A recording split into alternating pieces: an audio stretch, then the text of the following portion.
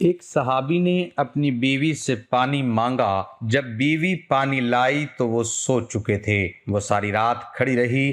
صحابی اٹھے تو بہت خوش ہوئے اور بیوی نے فرمایا تم جو مانگو گی میں دوں گا۔ صحابی نے کہا مجھے طلاق دے دو۔ یہ سن کر صحابی پریشان ہو گئے اور بیوی کو لے کر بسم اللہ الرحمن الرحیم۔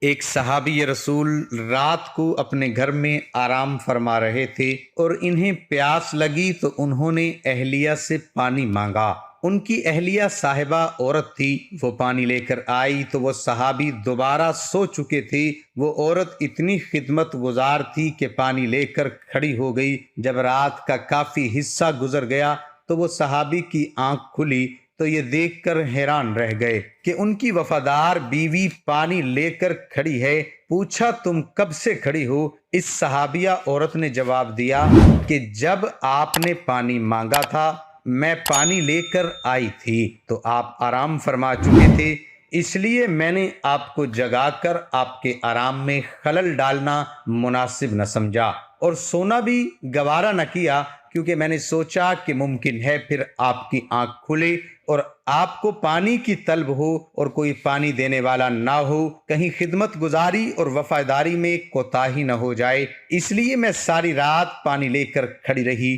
ذرا سوچئے آج کوئی ایک عورت ایسی با وفا اور خدمت گزار تو دکھاؤ۔ آج اگر خاوند پانی مانگے تو بیوی 100 باتیں سناتی ہے، لیکن ان عورتوں کی وفاشاری بھی دیکھو۔ جب اس عورت نے یہ کہا میں ساری رات کھڑی رہی تو اس صحابی کی حیرت کی انتہا نہ رہی۔ وہ فوراً اٹھ کر بیٹھ گئے اور عجیب خوشی کی کیفیت میں اپنی بیوی سے کہنے لگے کہ تم نے خدمت کی انتہا کر دی، اب میں تم سے اتنا خوش ہوں کہ آج تم مجھ سے جو مانگو گی میں دوں گا۔ صحابیہ نے کہا مجھے کسی چیز کی ضرورت نہیں، بس آپ راضی اور خوش رہیں۔ لیکن جب صحابی نے بار بار اصرار کیا تو صحابیہ نے کہا اگر ضرور میرا مطالبہ پورا کرنا ہے تو مہربانی کر کے مجھے طلاق دے دیجئے۔ جب انہوں نے یہ الفاظ کہے تو وہ صحابی حیران رہ گئے۔ انہوں نے کہا اتنی خدمت گزار بیوی آج مجھ سے طلاق کا مطالبہ کر رہی ہے۔ انہوں نے کہا چونکہ میں وعدہ کر چکا ہوں اس لیے آپ کا مطالبہ تو پورا کر دوں گا، لیکن پہلے چلتے ہیں رحمت عالم صلی اللہ علیہ وآلہ وسلم کی خدمت میں۔ آپ سے مشورہ کے بعد جو فیصلہ ہوگا اسی پر عمل کروں گا۔ چنانچہ صبح صادق کا وقت ہو چکا تھا۔ یہ دونوں میاں بیوی اپنے گھر سے نکل کر رحمت عالم صلی اللہ علیہ وآلہ وسلم کے حجرے کی طرف روانہ ہو گئے۔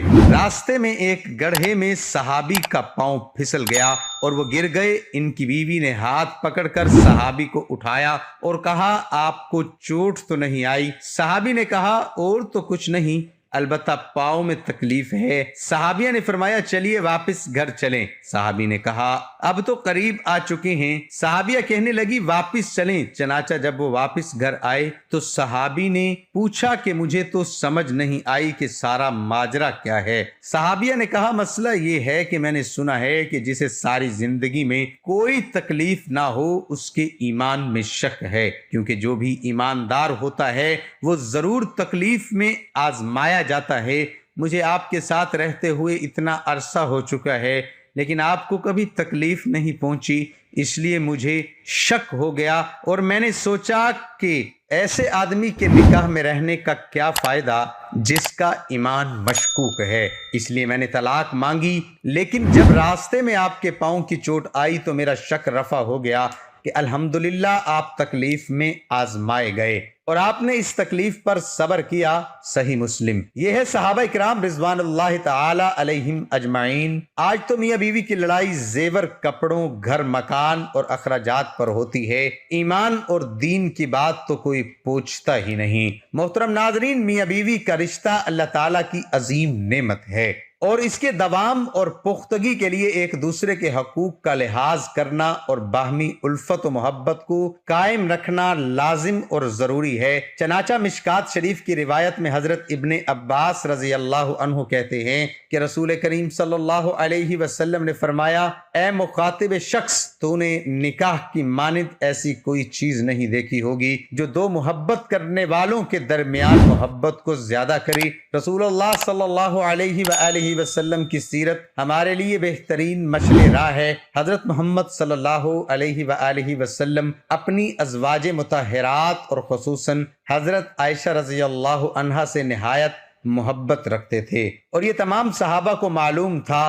چنانچہ لوگ قصداً اسی روز ہدیے اور تحفے بھیجتے تھے جس روز حضرت عائشہ رضی اللہ عنہا کے ہاں قیام کی باری ہوتی۔ عموماً عصر کے بعد رسول اللہ صلی اللہ علیہ وسلم اپنی ازواج مطہرات کے پاس خبر گیری کے لیے تشریف لے جاتے تھے۔ حضرت عائشہ رضی اللہ عنہا فرماتی ہیں، بہت کم ایسا ہوگا کہ عصر کے بعد آپ صلی اللہ علیہ وسلم تمام ازواج مطہرات کے پاس نہ گئے ہوں۔ یہ بھی واضح رہے کہ اسلام میں نکاح اور شادی کے بعد بیوی کی خبر گیری اور اس کا نان و نفقہ، رہائش وغیرہ کی ذمہ داری شوہر پر ہے۔ اگر شوہر دن میں معاش کی غرض سے باہر رہتا ہو تو رات اپنے گھر پر گزارنا ضروری ہے۔